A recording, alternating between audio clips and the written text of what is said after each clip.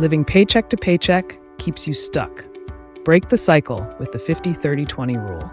50% for needs, 30% for wants, and 20% for savings. Apps like Mint can help you start small and build your safety net. Take the first step towards financial stability today. Ignoring high-interest debt is like burning money. Prioritize paying off high-interest loans using the avalanche or snowball method. Only spend what you can pay off monthly. This ensures you won't fall into the debt trap as you manage your finances wisely. Not investing early is a costly mistake.